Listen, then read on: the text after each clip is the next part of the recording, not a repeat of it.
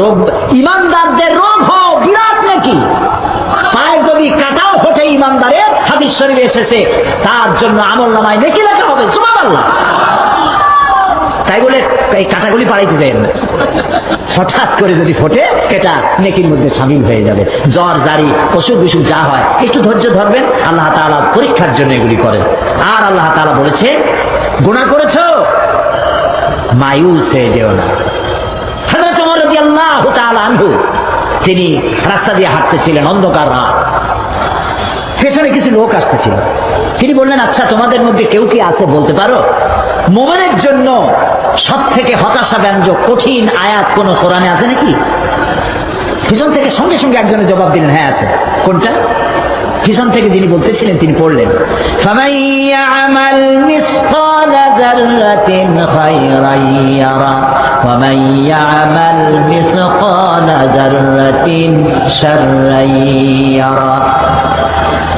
যদি কেউ সরিষা পরিমাণ, জাররা পরিমাণ, সরিষা পরিমাণ যদি কোনো নেকের কাজ করে কিয়ামতের দিন সে তা দেখতে পাবে, আর যদি কেউ সরিষা পরিমাণ অন্যায় কাজ করে সে তাও কিয়ামতের দিন দেখতে পাবে।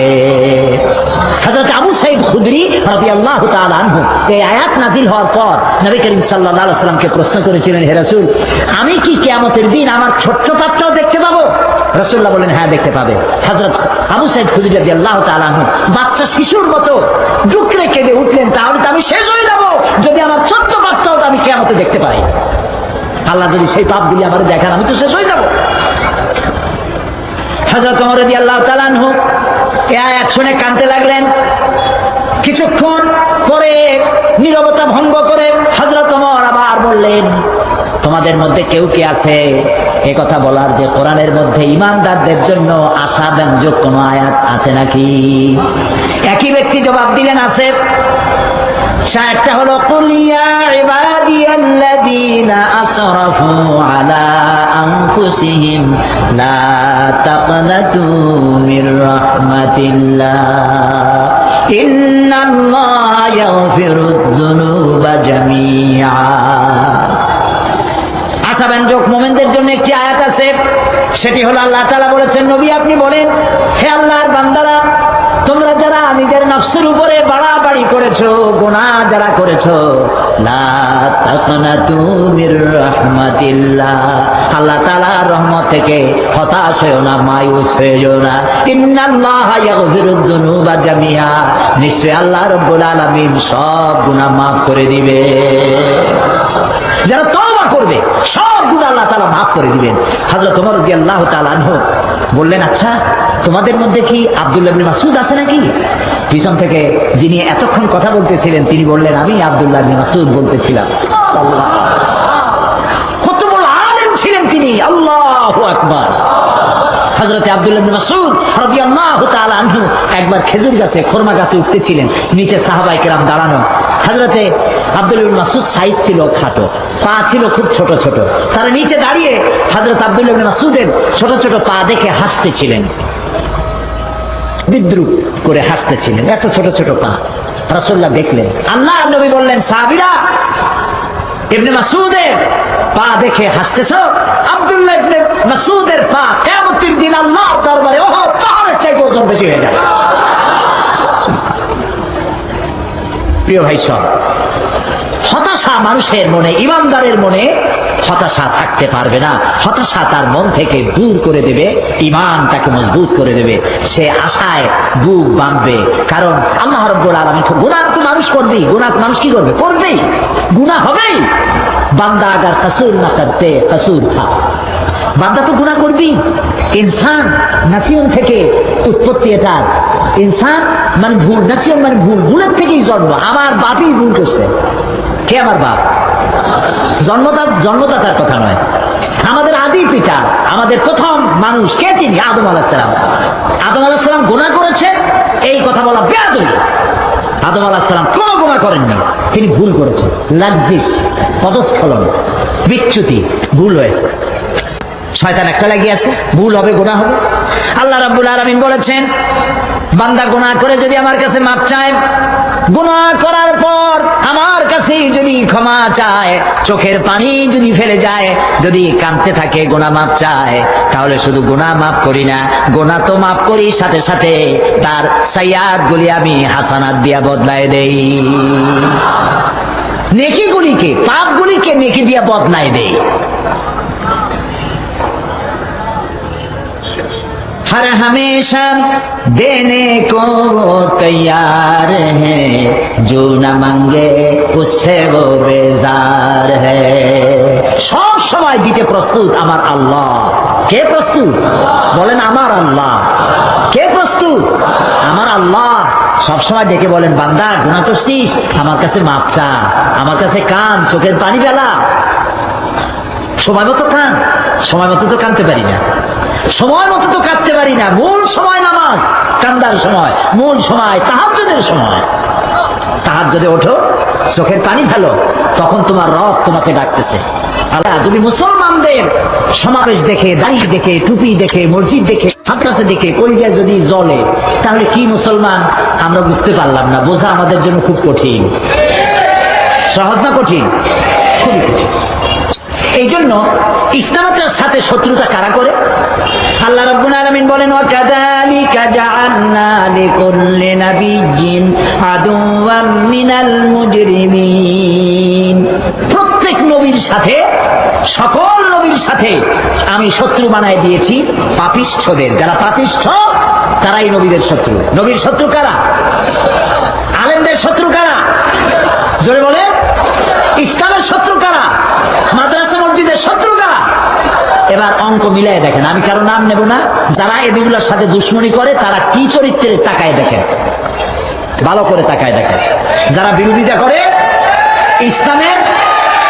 ইসলামের, মুসলমানদের, মাদ্রাসার, ইসলামের রওনক ইত্যাদি দেখে যারা বিরোধিতা করে, তাদের চরিত্রটা কি কোরআনের সাথে মিলায় দেখেন। আল্লাহ কয় পাপিষ্ঠদের। দুনিয়ার সব পাপিষ্ঠরা হচ্ছে নবীর দুশ্মন, ইসলামের দুশ্মন। এগুলোর নাম মুসলমান। বড় নেতা মসজিদে একত্র নামাজের জন্য পাওয়া যায় না। তাকায় দেখেন, নামাজ নাই, রোজা নাই, আল্লাহ পরকালের চিন্তা নাই, নাম মুসলমান। ধোঁকা দিতে সুবিধা, ধোঁকা দিতে সুবিধা।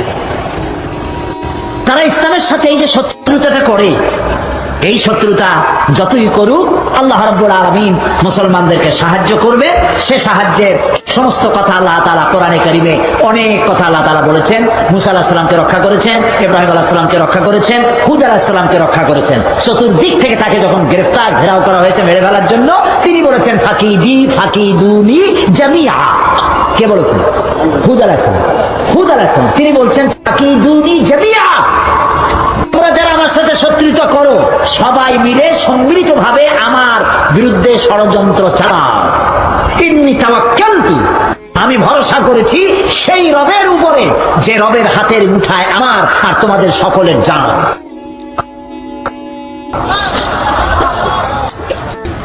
হুদ আলাইহিস সালামকে আল্লাহ তাআলা সাহায্য করেন নাই? বলেন করেন নাই? সাহায্য করেছেন। মুসা আলাইহিস সালামকে করেন নাই? করেছেন। ফেরাউন শক্তিশালী ছিল না মুসা আলাইহিস সালাম শক্তিশালী ছিলেন? আন্দাজে করেন না, ফেরাউন শক্তিশালী ছিল। ফেরাউন শক্তিশালী, রাষ্ট্র ক্ষমতার মালিক। সেই ফেরাউনরে আল্লাহ সুবাই শেষ করছেন না? করেছেন। নমরুদ শক্তিশালী ছিল ইব্রাহিমের তুলনায়। ইব্রাহিম আলাইহিস সালামকে আল্লাহ তাআলা জিতায় দিলেন, আর নমরুদের জুতা দিয়ে পিটাইয়া যা করার তাই করলেন। এগুলো ঠিক কিনা? আবু জাহেল, আবু লাহাব, উতবা, সাইবা, মুগিরারে আল্লাহ সাফ করছে না? সে আল্লাহ এখন আছে না নাই? সুবহানাল্লাহ বলেন। আল্লাহু লা ইলাহা ইল্লা হুয়াল হাইয়ুল কাইয়্যুম। সবাই পড়েন, আল্লাহু লা ইলাহা ইল্লা হুয়াল হাইয়ুল কাইয়্যুম। তিনি ছাড়া কোনো ইলাহ নাই, সদা জাগ্রত, তিনি চিরঞ্জীব। সুতরাং তার উপরে নির্ভীক ঈমান মানুষকে নির্ভীক বানায় দেয়। আল্লাহকে ভয় করে, আল্লাহর দুশমনদের বিরুদ্ধে সংগ্রামে অবতীর্ণ হয়ে যায়, ভয় পায় না। এবং আল্লাহ তাদেরকে সাহায্য করে, তারা যদি সংখ্যায় কমও হয়। আল্লাহ তাআলা বদরের মাঠে নবী করিম সাল্লাল্লাহু আলাইহি সাল্লামকে বলছেন, নবী করিম সাল্লাল্লাহু আলাইহি সাল্লাম বলেছিলেন, আল্লাহ তাআলা সাহাবী সব তো ঘুমাই গেছে, 313 জন যারা আসছিল সব ঘুমিয়ে, আল্লাহ তাআলা তাদের মধ্যে সাকিনা দান করেছেন, স্বস্তি দান করেছেন, সব আরামে ঘুমাই গেছে। আরো বৃষ্টি পাইছে, ঠান্ডা, ঘুমাইছে সব। একা জেগেছিলেন কে? নবী করিম সাল্লাল্লাহু আলাইহি সাল্লাম জেগে জেগে কাঁদছিলেন, আল্লাহ তুমি যদি এই যুদ্ধে আমাদেরকে বিজয় দান না করো, আমার এই সামান্য লোকগুলি যদি সব শেষ হয়ে যায়, আল্লাহ তোমাকে ডাকার ইবাদত করার লোক থাকবে না বাবু। আল্লাহ আল্লাহ আল্লাহ তাআলা বললেন, হাবিব আমি 3000 ফেরেশতা দিয়ে সাহায্য করব। যদি তোমাদের থাকে, আল্লাহ তাআলা ইচ্ছে করলে এখনো কাতারে কাতারে ফেরেশতা তোমাদের জন্য অবতীর্ণ করে দিতে পারেন। সুতরাং কাজ তো একদিনের না, কাজ দীর্ঘমেয়াদী। আমাদের সামনে কাজ কি? দীর্ঘমেয়াদী। এই দীর্ঘমেয়াদী কাজ জমিন আল্লাহর। জমিন কার? আল্লাহ। আর এই ময়দানে আল্লাহর জমিনে আল্লাহর দ্বীন কায়েম করা আমাদের ফরজ। আমাদের জন্য কি ফরজ? এই ফরজ দায়িত্ব পালনের জন্যই ঈমান আনতে হবে, আর এই কোয়ালিটিগুলি তৈরি করতে হবে। আর্মির শীতকালীন মহড়া দেখছেন? কথা না কইলে বুঝি কি? কেউ দেখেন না? কি কষ্টটা করে দেখছেন? থালা বাটি ঘটি গ্লাস বন্দুক কামান ইত্যাদি ঘাড়ে নিয়ে কি কষ্ট। শীতকালীন এই যে মহড়া, এই শীতকালীন মহড়া ছাড়াও প্রত্যেক দিন তাদেরকে প্যারেড করতে হয়, লেফট রাইট করা লাগে, দৌড় দেওয়া লাগে, ফাল দেওয়া লাগে, লাফ দেওয়া লাগে, নদীর মধ্যে ঝাঁপায় পড়া লাগে। এক আর্মি অফিসার আমাকে বলছেন যে তিনি কমান্ডো বাহিনীর একজন, তিনি বলছেন কমান্ডোদেরকে ট্রেনিং দেওয়া হয় জঙ্গলের মধ্যে নিয়ে, সেইখানে 15 দিন 2 সপ্তাহের ট্রেনিং, কোনো খাবার সরবরাহ করা হবে না। আমি বললাম খাইছেন কি? কয় প্রথম তো গাছের পাতা পাতা চাবাই খাইছি, তারপরে ক্ষুধার জ্বালা যখন হয় তখন তার কোনো উপায় থাকে না, মাটি থেকে কেঁচো খুঁড়ে বাইর করিয়া কেঁচো কেটে টুকরা টুকরা করে তাই লবণ দিয়ে মাখাই খাইছি, এরপরে ব্যাঙ খাইছি, সাপ খাইছি, যা পাইছি তাই খাইছি। কমান্ডো বাহিনী হতে হলে কমান্ডোদের এগুলি নাকি লাগে, এই ট্রেনিং লাগে। আচ্ছা আপনারা বলেন, এই যে পিটি করাইলো, কমান্ডো ট্রেনিং দিল, শীতকালীন মহড়া দিল, কি জন্য? ওরা ঠ্যাঙের উপরে ঠ্যাং ফেলায় ভাত খাবে সেই জন্য। কি জন্য বলেন তো বুদ্ধি করে? কি জন্য? দেশের স্বাধীনতা, সার্বভৌমত্ব, সীমান্ত হেফাজতের দায়িত্ব। যখন প্রয়োজন হবে জান বাজি করে দাঁড়ায় যাবে, বন্দুকের মোকাবেলা করবে, কামানের মোকাবেলায় কলিজা জীবন পেতে দেবে। এই জন্য মূল উদ্দেশ্য লেফট রাইট করা নয়, মূল উদ্দেশ্য কি? ময়দানে নিয়ে যাওয়া। মুসলমানদের নামাজ, রোজা, হজ, যাকাত সবটার উদ্দেশ্য ট্রেনিং দেওয়া হচ্ছে আল্লাহর জমিনে আল্লাহর দ্বীন প্রতিষ্ঠা করা।